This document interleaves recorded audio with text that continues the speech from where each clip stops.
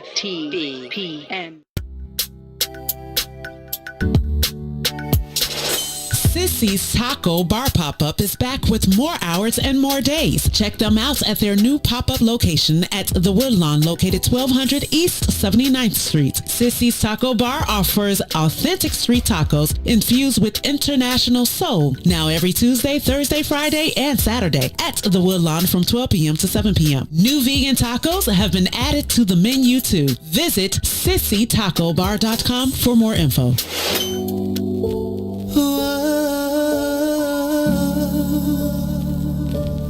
Oh, you proved me wrong. This ain't a regular love, babe. It's that waking out your sleep with me massaging your feet, babe.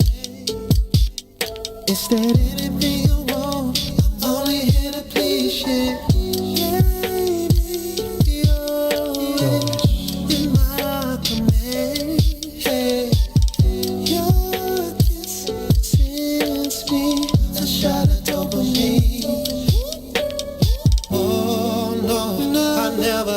Interest in us until I met you, and I don't know if it's real or is it just a phase I'll go through, but I feel that it's true.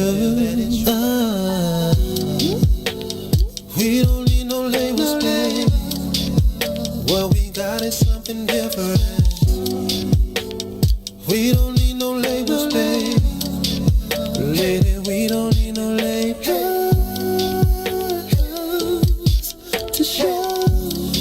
That what we have is something special. For sure, for sure. I don't feel it's a one night stand. No, no, no. It's that look you in your eyes, make love in paradise. I want a life stand. It's that sweep you off your feet, give you everything you need. That's what I'm feeling. It's that pick up the phone, cause we wanna be alone. And I never thought I'd feel this way, then you came along and proved me wrong. Oh no, I never had an interest in us until I met you. And I don't know if it's real, or is it just a phase I go through, but I feel that it's true. We don't need no labels, babe. What we got is something different. We don't need no labels, babe. Lady, we don't need no labels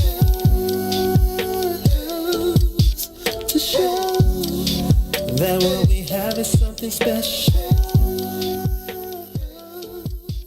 Hey friends, happy Sunday. Happy Sunday. Welcome to another episode of Inhale, Exhale. We're your health home girls. I'm Dr. Tanksley. And I'm Danny Time. And we are here with you this Sunday saying happy Sunday again. Yeah. Yeah. Inhale, exhale. Inhale, exhale. Taking some deep breaths because we having technical issues with our guest, but we're going to try so hard to get her on tonight. Yeah. Yes. So before we get started with the show, Danny, you ready to take a couple deep breaths, my dear? Absolutely. All right, guests, all of our friends out here who are joining us, welcome, welcome, welcome. We're going to take our deep breaths, our inhale, exhale, and then we're going to get some shout outs out, okay? Mm-hmm. Okay. Sounds all right. Good. So let's get a couple of them in.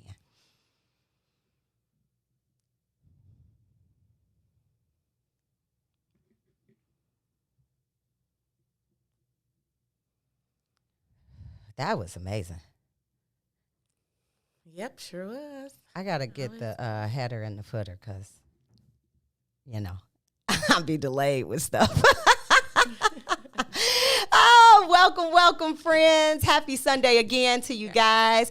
Thanks for taking a couple deep breaths with us and relaxing and getting ready for this hour of entertainment and education that we have for you. Mm-hmm. I want to start with saying, how was your week, Danny?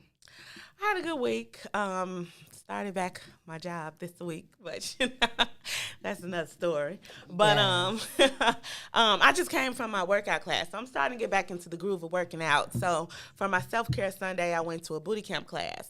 Ooh, booty camp. Okay. So it's focused all on the glutes and the legs and the muscles and all that good stuff. And it was intense. Yeah, I haven't worked out in a while, so my legs are on fire. It was so intense, my wig sweated off. I had to put a scarf on today. Yeah. So it was good, though. I'm excited. I feel like I'm getting back into the mood, I think that's awesome, though, Danny. The fact that you're getting back into the groove of things, going back to work, and getting, sometimes after we've been off and we've had significant life changes, like a new baby and things like that, like getting back into that groove can be a bit, it can be different. Yeah, it's different, but it's a good different. I feel good. And also it feels good, the sense of normalcy, like with certain things opening back up, being able to do things that you used to enjoy. So that's good. I'm happy about that. Absolutely. I'm sorry I'm a little bit distracted. My week was pretty good as well, too. I must say I'm back on coffee. I failed. I didn't do too well at that, not putting it back into my life. So I'm back on coffee, but it's good. I've got a new creamer, and it's amazing. Well, then maybe just moderation, not as much coffee. Absolutely. I don't drink it twice a day now. I just have a cup in the morning, and I'm, my energy level is great, so I don't necessarily need to have it in the afternoon. So it's been really good, you know. And I had a good week. We took last Sunday off. Yes. And so we hope everybody had an amazing Resurrection Sunday and had time to spend with their families and all of those kind of things. It was such a powerful day because not only was it the Resurrection Sunday celebration, but it was also the commemoration of Martin Luther King's assassination. And so I thought it was just, a very spiritual, very powerful moment for Black people in general. Yeah, go Black people. Go Black people. And speaking of which, we are coming to you live today from What's in It for the Black People Media. Absolutely. Yes, we back in the studio with the nice backdrops and all the Black things. And so we want to make sure that you guys know that you can go to the Inhale Exhale page and like our group page. You also can go to What's in It for the Black People Media and like that page. And we encourage you to subscribe to that page because there's some amazing programming that takes place during the week. And I want to give a special shout out to some people that I've been hanging out with for the last couple of days. So to one of our guests that is in the audience today, Tiger Lily. I had an opportunity to socially distance with her last night. Hey, my love. Hey, love. And then actually it is Herb Howard's birthday. So happy birthday. Happy birthday, Herb. Happy birthday, Herb, and to all of the folks that are celebrating in a socially distanced, appropriate way for his birthday today. Happy birthday. I got to see one of our other What's in It for the Black People media host, one of the co-hosts of The Greener Side of Things, Cassiopeia. And so it's always wonderful to see them, and I got to put the face to some of the Facebook friends. It was just a good... Nice. Look, I was only there for about 40 minutes, and it was an amazing 40 minutes. I'm laughing at Boosie because she said that's okay. She back on vodka. Look, it be real.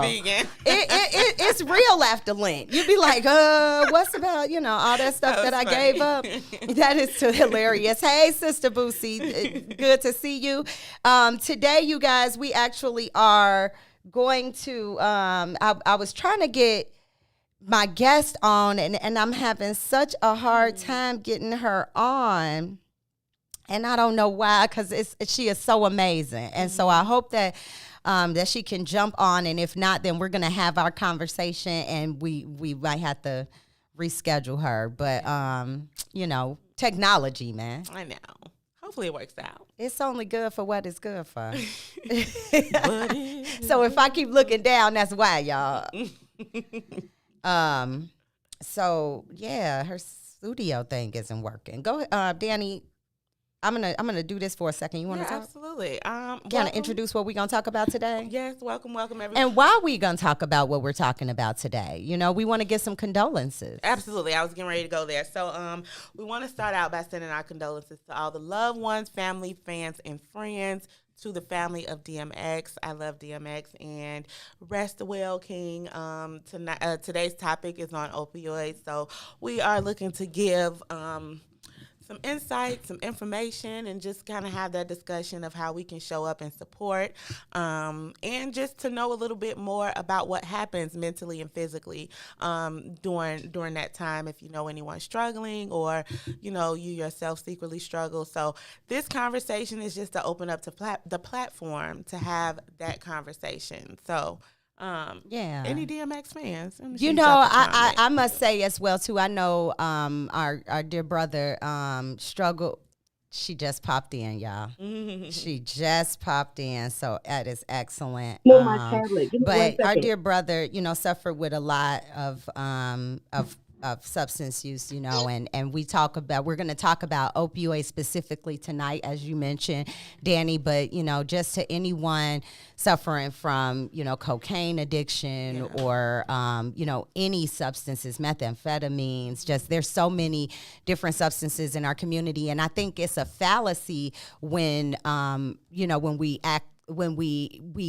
don't talk about it to think that it's not prevalent. And so I think for myself, because just for anyone who doesn't know, I am, an internal medicine physician, but I am also a board certified addiction specialist. Yes. This is what I do. And I do this because this is what I'm passionate about. I've been around addiction my entire life. I've had many family members who've struggled themselves and were able to recover. And so I've seen it, I've seen on both sides, and so I am really, really passionate about making sure that not only people are aware and understand what addiction is and the resources that are available for it, but I'm really passionate about teaching other physicians about it as well too. I don't think that we do a good job in medicine. That's good. Yeah. I think that we're very, for so long, substance use disorder was looked at as a moral failure instead of a chronic illness. Mm-hmm. And so I think, it was only recently when it started to affect a different demographic that it became a larger conversation about the importance of it and how it was a chronic illness. And so I am very intentional that information and those resources come to our communities as well too, because we've been left out for so long. Mm-hmm. So often it was criminalized. Yeah, absolutely. In our communities, and mothers were put in jail for having addictions to crack and things like that. And so, I'm very intentional about the way that the information is delivered and who the messenger behind that delivery is. So, yeah. And I think that's dope that you said you're looking to teach other providers, because I think that's important when you're dealing with people to know what their struggles are and to meet them where they are. So if you have someone struggling with substance abuse, that conversation might go a little bit different. You might be met with resistance or, things like that. So to know what you're dealing with and how to approach it is a big deal. Absolutely. Yeah. And not to have judgment, right? Absolutely. I tell people all the time, I wear a white coat and not a black robe for a reason. Absolutely. I'm not a judge. I am there to help that. you. Yeah, nice little slogan. You should put that on. Come on now, put that on a mug. That's going on a T-shirt. That is cute. I like that. But it's the truth. Yeah. And I think that people need to, like you said, when you meet people where they are, people need not to feel judged. Absolutely. Because otherwise they're not going to be open to giving you the information that you need to be able to truly help them. So we have talked quite a bit. I wanted to, while I was stalling a little bit of time, but give us some good info too. I'm going to read just a short bio about our guest because, again, y'all know I only bring y'all dope folks. You do. You got some dope people. I'm telling you, because God gives me, he attracts dope people to me. And so I think that's why I was a DMX fan, right? Because he was dope. And so so I just want to, our guest today that's coming to the stage with us, her name is Miss Shakisha K. Ellis. And you guys will hear it in her accent, but she reigns from the Philly, New Jersey area.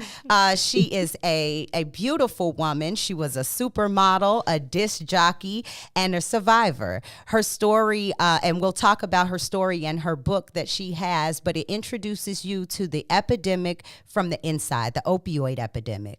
It shows you just how easily a person can slip from upstanding citizen to desperate prescription drug abuser. And so I want to bring to the stage the beautiful Miss Shakisha K. Ellis. And I just have to say quickly that I had the pleasure of meeting. I actually posted a picture of when we first met. Miss Ellis and I met a couple years ago when we were both chosen from our area as Facebook leaders and champions for and advocates for opioids in the United States. And so they brought about 1 or 2 people from every state, and we came together in Las Vegas at a beautiful resort and spent the weekend together talking about how we could mobilize recovery. So often the conversation is about addiction, and less often do we focus or go to the face of recovery. And so I'm really excited to bring my sister to the stage with us today to talk about her story, because she is super amazing. Yes, so welcome to the amazing. stage. Welcome, Miss. Shakisha. Shakisha, can you do us a favor and turn your phone sideways so we can get a good view of your beautiful face? Yeah. But welcome. Can you guys see me? Can you guys see me? Can you hear me? Yeah, we can see you and Just we turn can to hear the you. side. If you could turn your camera sideways, I think it'll give us a larger view of you. Hey. You guys see me now? We can see you. Can you guys see me? Can you hear us okay? Yes, I can hear you guys perfect.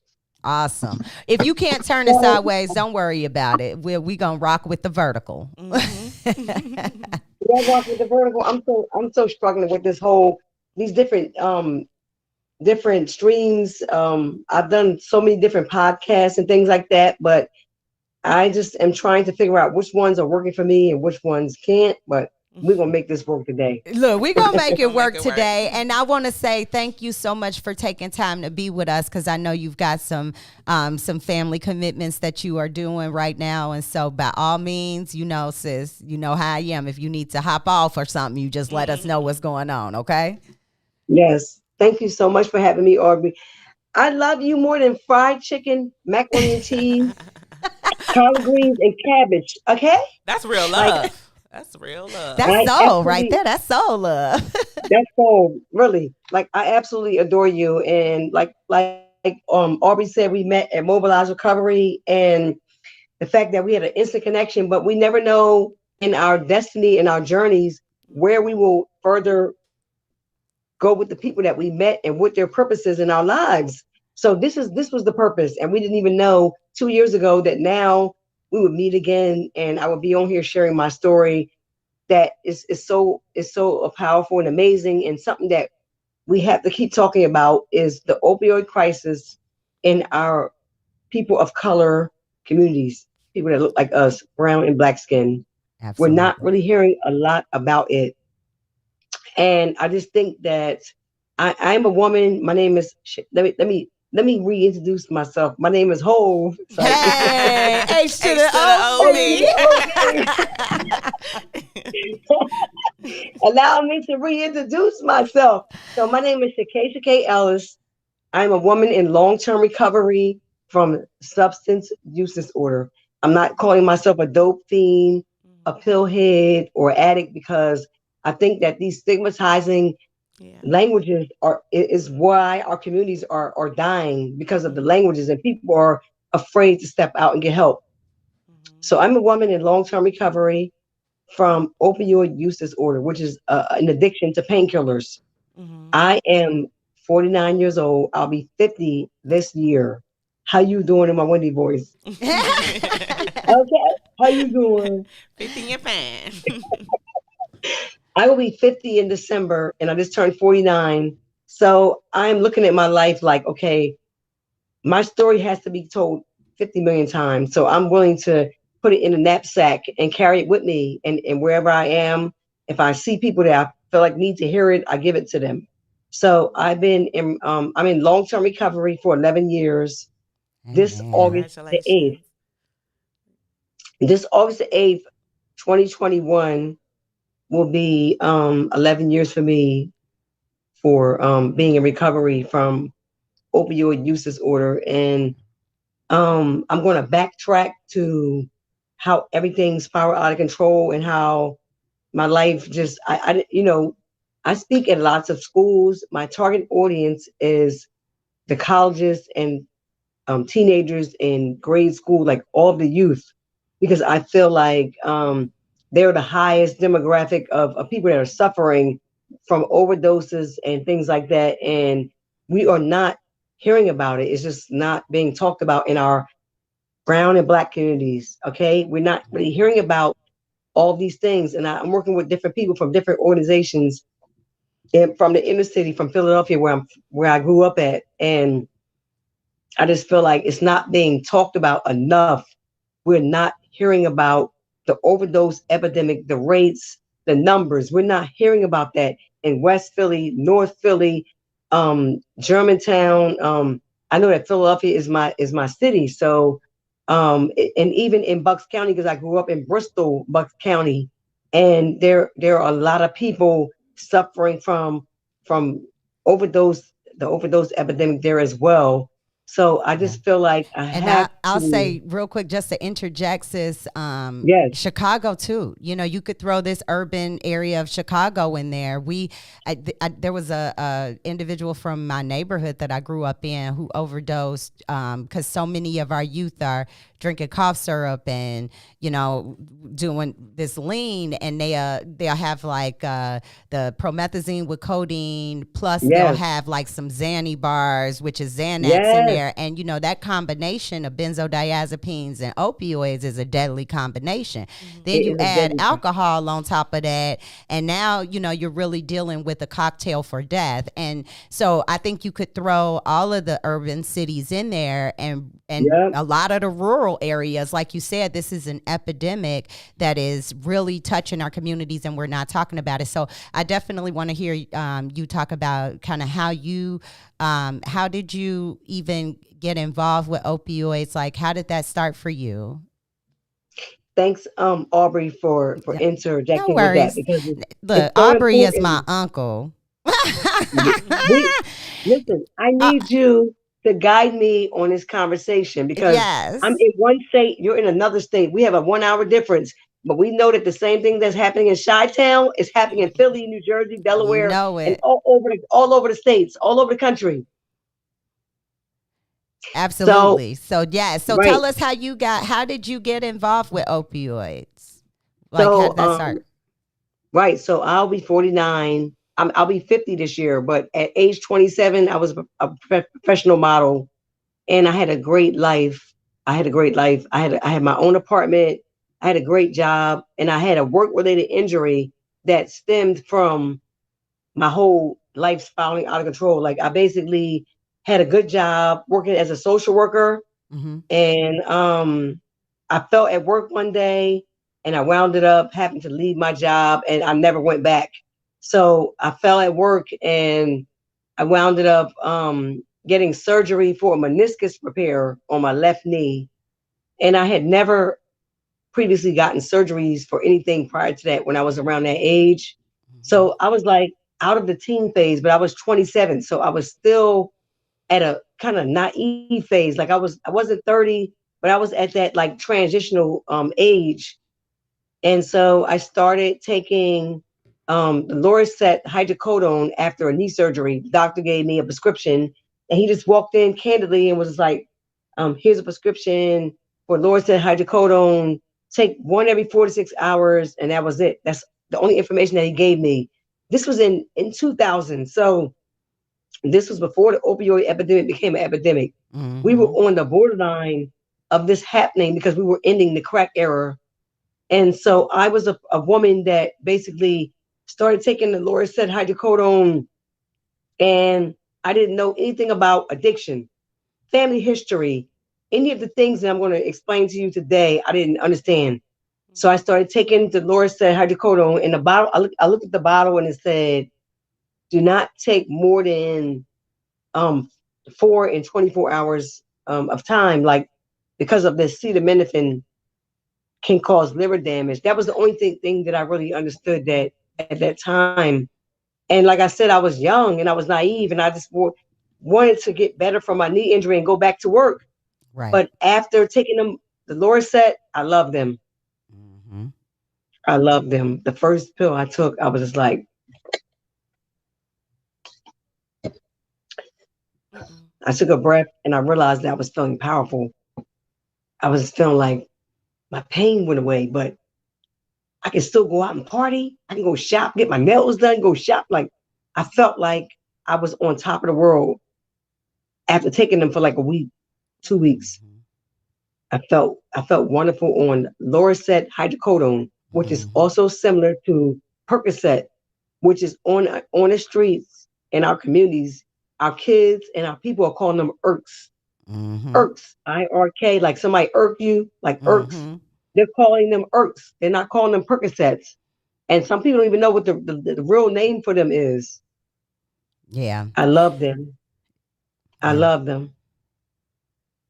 Yeah. And I love that's really Loracet hydrocodone. interesting that you say that, because I think that that's something that that you went into it, like, okay, I'm trying to get back to work. I am essentially just taking this doctor's prescription.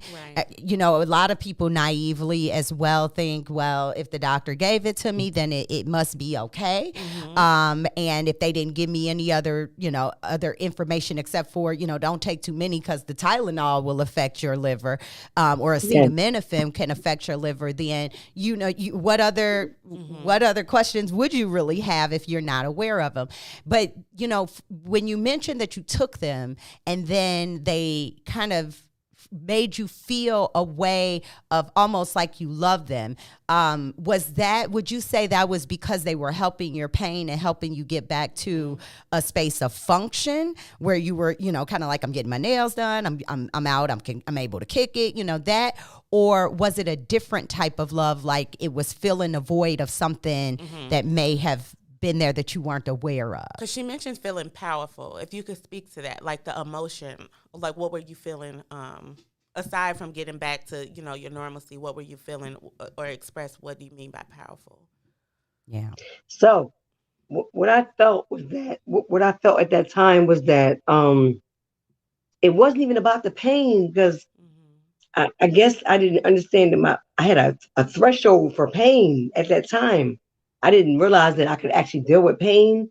But when I started taking the Loracet hydrocodone, I felt like it took the pain away, but it was more so I felt motivated and I felt happy, even though I was going through fighting with lawyers. Because like I said, like with my story, I was getting workers' comp at the time. So I was fighting lawyers. The company I worked for, they were trying to like say, you can go back to work, you're fine. You don't need to be getting workers' compensation right now. So I was dealing with a lot of mental stuff from that. And I was scared that I was gonna not be able to pay my bills. I had a new apartment, I had a car note, and all these different things I had taken on. So I was really scared with the fact that how was I going to pay my bills? Like, what was going to happen after that? So for me, I think that when I started taking them, I just loved how I felt on them. I felt like even though I had the same reservations about the same situations, that I can get through it being on the Loracet. Like it was just like I'm happy. Like I can go to a deposition. I can go home, get my nails done, hair done, and go to the party the whole night. I could do all these things and felt so empowered. And I didn't realize that opioids, they work on the happy brain, the happy part of your brain. You know what I mean? Like a lot of people don't really know that, because I didn't know that when I got clean, that opioids work on the happy part of your brain that makes Yeah, you the feel like, reward center, that we call that, yes, the that reward center. reward Yes, center. Absolutely. right. That same part that feels outstanding when you have an orgasm.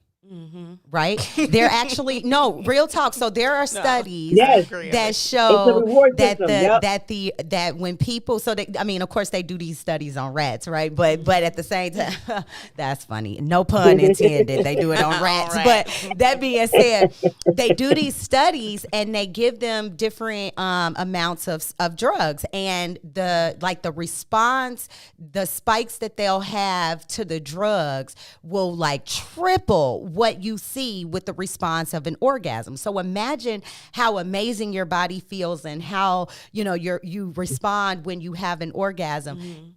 a substance that can make you 3 times as, I mean, your brain instantly wants that feeling again because our Right. brains, our brains are, you know, adapted, they evolve and they are adapted over time for those kind of, you know, I need food, I need water, I need this, I need pleasure. And so that is, though, it's directly hitting that. So you're absolutely right, sis. Like, it does make you feel, you know, so happy and elated and just like Yep. you're on top of the world. Yep. And that's why That was my people life. often try to seek that, you know, That seek first that high, same first high again, because what happens with our bodies is we adapt. And so the more that I'm stimulating that receptor, the less responsive it is, and the more of that substance it takes to actually reduce, get that same response again. Hence the, you know, tolerance and the building up. The tolerance, right? So that is what I dealt with. So I started taking the opioids in the early 2000s, and then like I still have like a brain haze with what I was going through at the time, but my addiction started in 2000 and it ended in 2010. So So at let's that talk a time, little bit about the middle of that, you know, the middle of because that, at yes. some point you went from, you know, and I think it was definitely when you probably realized like, I like taking these, you know, as opposed to it's not for the pain, but I actually like taking these. But at some point you switch from, you know, I'm taking these medications for my knee pain to I'm taking these medications for The feeling. exactly for the feeling. So can you kind of take us to where did that happen? You know, if you started them in 2000 and you got clean in 2011, where in that you know 10 11 year period would you say that switch occurred? So let me just say it was 9 years. Okay. So I got clean in 2010. Okay. August the 8th, 2010. I'll be clean 11 years this August the 8th, 2021. Let me get them dates right. So for me, yeah, I know. So I said 11 years, but I know you probably didn't understand if it was 11 years or from what date. But yes, so in the middle of those years, I just realized that my life was falling apart. And here's the crazy part. I didn't know what I was going through. Like, I was just by myself. I didn't have someone to say to me, like, the person that I'm being today is the person that I wanted for me back then. I want somebody to take my hand and be like, why are you nodding behind the wheel? Why are you always sick? Why are you always at doctor's offices? Why are you always saying that you have appointments for this and appointments for that? Um, it was just, my life was a hell in a handbag. Like, I just went through a downward spiral. It was just like, okay, so I was needing the pills. I was selling pills, my own pills, because I had doctors giving me pills at different times. So after I realized I loved them, I was like a cheerleader, like, oh, I need more. So after I went through that phase, I was like, okay, I How need to many get pills were more. you I need to keep taking more. in a So day? at the height of my addiction, this is the crazy part, and this is going to stem back to our conversation when we talk about tolerance. I was taking 35 pills a day, 35 pills a day. And when I tell people that, they be like even reporters, I have shared my story with reporters all over the country. Like, people are just like, really, like 35 pills? How? You're 100 pounds. Like, you don't understand that your body's tolerance is the key. That is the key. It has nothing to do with your body weight. It has nothing to do with how skinny you are or whatever. But I was basically taking 35 pills a day because it was like my tolerance needed more to go back to that feeling from the skip. Like, I had to be like, okay, when I first started taking them, I was like, oh wow. So, after a while of taking them, I'm like, I need more. I didn't realize that my body's tolerance was building up to need more to keep that feeling that I had initially had. So I was just like, okay, all right, I need more. Like, I don't want to get sick.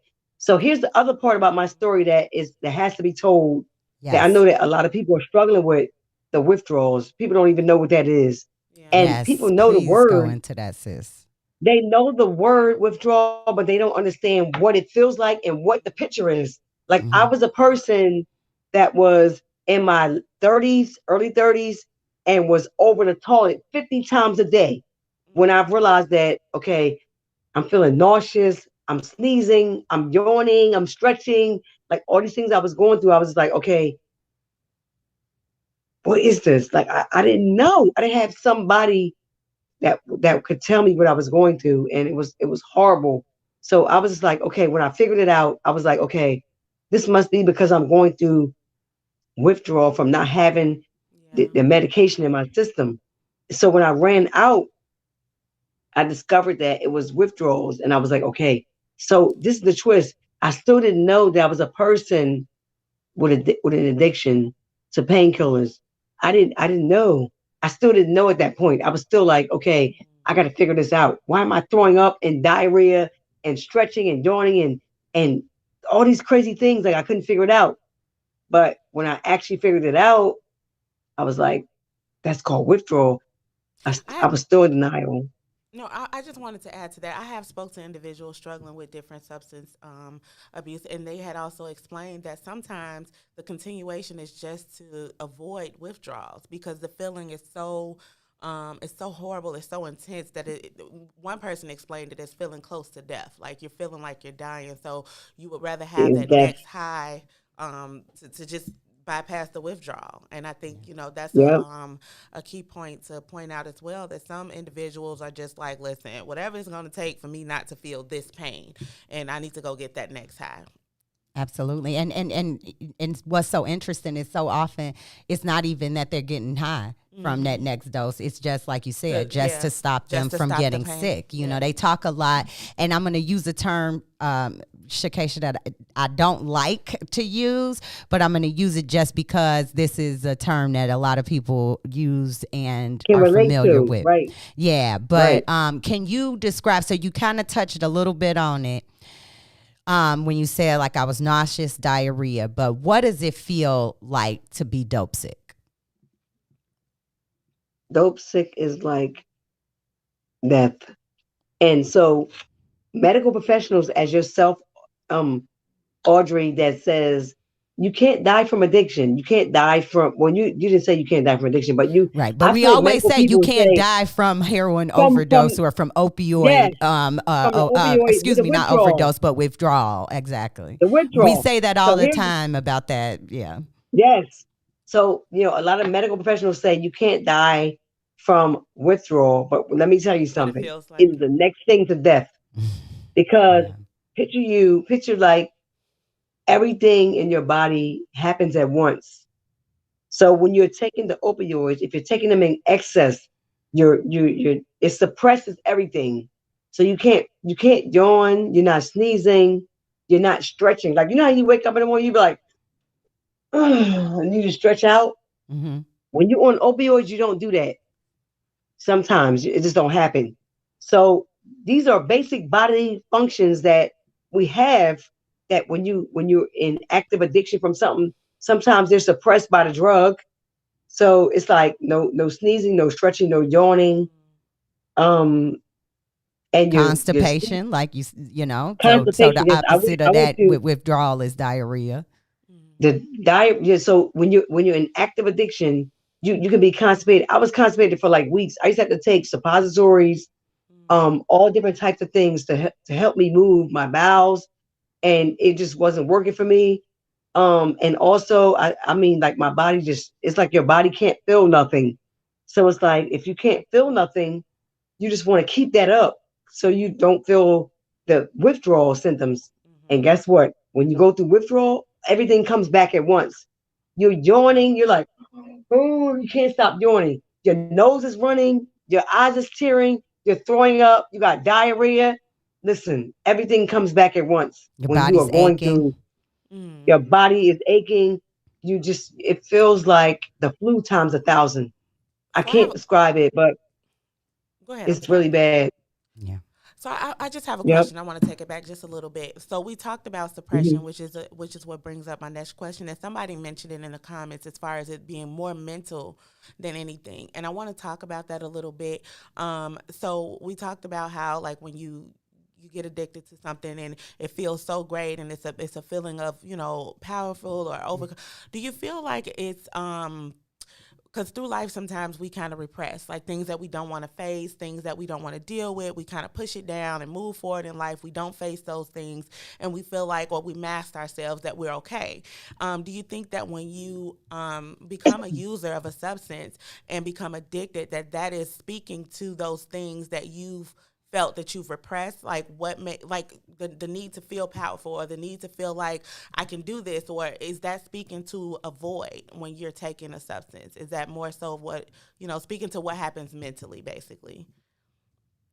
So, like, I can just say that for me, at the time that I was dealing with my addiction, I didn't know anything because it wasn't an opioid epidemic at the time.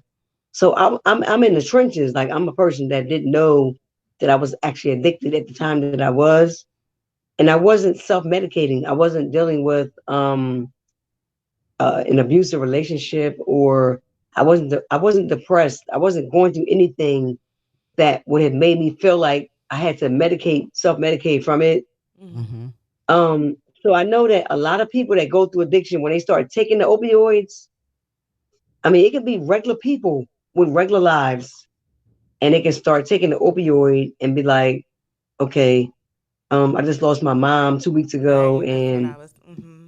I'm taking the opioid, and I feel okay dealing with this. And then when they start going through the withdrawal, when they don't have it, then they'll start to feel like, oh, I can't deal with this right now. Mm-hmm. Like Mm-hmm. people turn the opioids work on the pleasure part of our brain. So I just want to say that, it can be you can just start taking them unbeknownst to you what the situation is with them.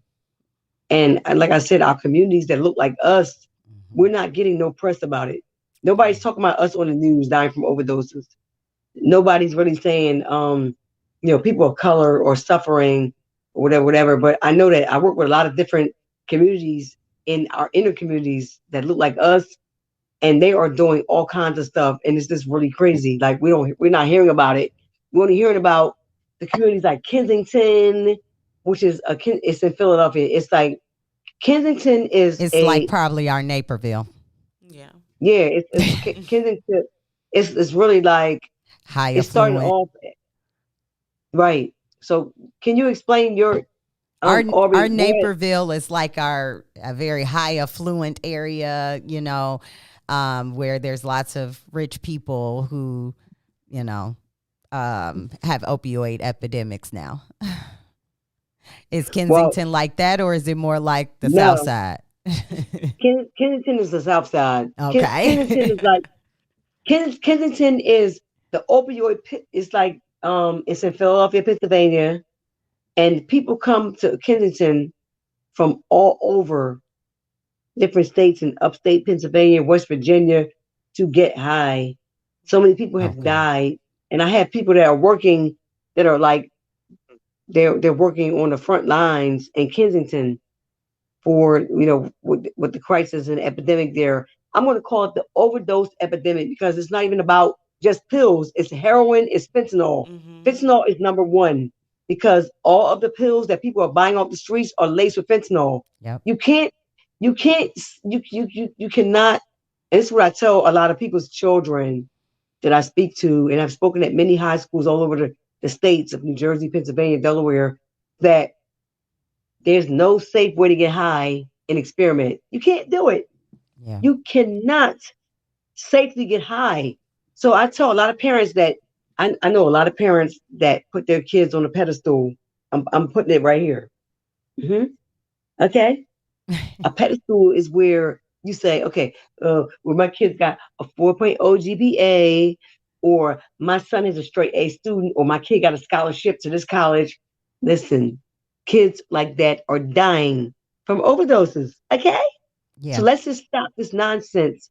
We're putting our kids thinking your kid's better than the next kid because you got a Escalade 2021, or whatever your situation is. I don't really care at that point because my passion right now lies within the hearts of the kids that are dying, and parents are overlooking it, and they're thinking like, oh, my kid got a car, my Yeah. son's 6'10", he got a scholarship for this college, he played ball, just love my son, he doesn't do this, he doesn't do that. Or listen, I was a kid from church, I was a church girl. Yes. Let me say it again.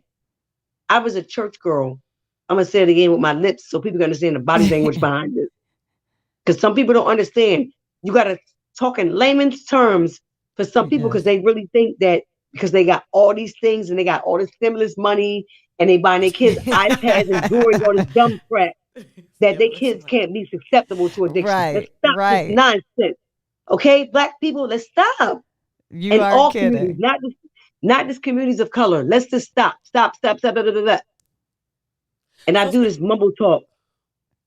So I wanted to ask you a quick question because you're absolutely right. Like, we do try to, not necessarily, well, I think we do put our kids on a pedestal, but we also do try not to have these conversations. And I want to, I want to make sure you have a chance to, Danny, to answer Danny's question and then to get to, like what you wrote about in your book. But one thing I definitely wanted to ask you about was, so I know you had the substance use, you had the withdrawals, but there was a very I think people don't think that medications you get from doctors can be dangerous. right, right. Like, I think people think because the doctor is prescribing this, like it can be, it's okay. just, It's it's safe, just yeah. totally fine. It's okay. And I'm glad that you mentioned fentanyl. I'm glad you mentioned though that there's no safe drugs on the street, because that definitely is something that's happening right now. They right over in a community in South Shore in the Chicago area, which is a very, very poor community in this particular area, and a very high crime and high drug area. Like around Jeffrey, around like 70 something in Jeffrey, they were actually passing out, drugs. They do what we call pass outs, which is where they give the drug for free to individuals so that they'll shop it around and give it to other people and come back and shop with them. Well, these people were dropping like flies left and right because the amount of fentanyl that was in the drugs they were passing out was so high that people were overdosing. And that's actually this new wave of opioids that we're seeing, is the synthetic ones like fentanyl that are just all over our streets. So I want you to talk to just some of the side effects or things. So you talked about constipation, but talk about the side effect that you have from opioids that people don't necessarily think about. And I think you know what I'm talking about. If not, I'll be more clear. But what happened to you as a result of using opioids? Like, what happened to you physically? So I struggled with addiction for 9 years, from 2000 to like 2009. And in 2009, I started losing my hearing, and I didn't know what I was going through. Like my journey was like walking through a dark path, a dark tunnel, and I was just like walking through with lights on my forehead, and I could just see like the steps in front of me. I didn't understand what I was dealing with. I didn't have someone to kind of navigate or advocate for me. But I started going deaf from the opioids, and I just thought I had an ear infection. So I said to myself, okay, I went to see an audiologist, and I had to wear hearing aids. So I'm like, okay, this is crazy. Like, I'm not wearing no hearing aids. I'm not going to be an old ass lady Right. wearing hearing aids. I was really offended that I would have to wear hearing aids, but did not know what was going on in my life at that time. And as my journey went on, at some point in 2009, I went fully deaf from opioids. And I'm going to say this because I know that Dr. Audrey, is a doctor, and that she understands that some of this, but people are still trying to figure this out. That if you're taking lots of opioids, they can cause hearing loss. Um, from your toxicity, from the toxicity of the amount of acetaminophen. Because even if I looked at a bottle of acetaminophen recently, and I read it, and it said, do not take more than 4 tablets, 500 milligram tablets in a 24-hour period, because it can cause liver damage.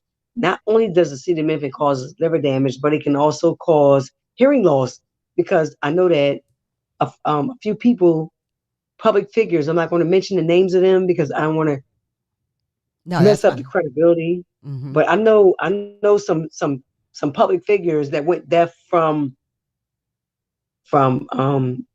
taking massive amounts of opioids. And if you have to you have to do the math. You have to look at someone that's taking 35 pills a day, 10 milligrams of hydrocodone, and 650. Wait, so the Three 10 milligrams is the hydrocodone, mm-hmm. and the 650 is the hydrocodone. I mean, is the is the acetaminophen. acetaminophen. Mm-hmm. Yes, the Tylenol. So picture taking. I want you guys to pull out your calculators because I can't right now. But I just know that if you do the math, you can figure it out for yourself. I was taking a massive amount of 35 pills a day.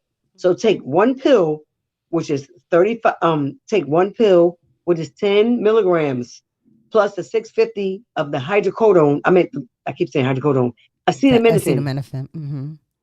So take the 650 acetaminophen and the 10 hydrocodone. Right. Put that together and add that times 35. And that Right. will show you how I lost my hearing. I went deaf and I'm fully deaf today from my addiction. Yeah. It was a result of just like my life was chaos. And my book, that's why my book is called A Life of Chaos. What a And I good spell it with my segment. name. Segue. That's a good segue. So tell us about your book, which is called A Life of Chaos. Yes, so over the quarantine, I wrote a book. Listen, I was so scared of getting COVID that I stayed my ass home. I know And that's right. I mean, like, I stayed home with my mom and my son, and I just decided, what can I do to get my story out so that our communities can hear it, and not just communities of color, because this is not just a black thing. This is a global pandemic, and I'm talking just not just from the overdose, but from the fentanyl. Fentanyl is the twist because of the pills being pressed by fake pill presses and all the synthetic opioids that they're adding with this is making people die. So Mm-hmm. if your kid decides to go out to a party and say, "Hey, I'm going to be graduating to see you next year. I'm so excited. Mike, let's go to a party." It's a private party. We're going to wear our masks. We're going to go out. We're going to have some fun, and we're going to have some fun. So me and Mike goes to the party. These are your kids I'm talking about. These are Mm-hmm. your kids. So listen close. So your kids are at the party. Mike, we're dancing. We're having fun. We're like, oh, yes, yes, yes. We're going to graduate in June. Yes, yes, yes. We did everything right. We're partying. We're celebrating. Yes, yes, yes, yes, yes, yes. It's getting hot in here. So take off all your clothes. I am getting so hot. So Right. I'm being verbal because I know kids going to be watching this and they might want to understand what they're seeing right now. Your Yes. kid's going to go out to a party, right? They're going to get in the party and somebody's going to walk up. Your daughter, she's really pretty like mommy. She got a cute haircut. She got cute glasses on, a cute shirt, some tights and some sneakers. Some guy gonna come up. He's gonna be like, "Hey, mommy, you is fine." She's gonna be like, "Oh,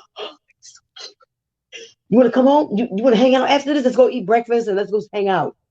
Your daughter gonna be like, "Oh, so cute. Let's go. Let's go. He got friends." Because this is how I used to be with my girlfriends back in the day. He got friends. Let's go. Let's go. Let's go. Let's go. Let's go.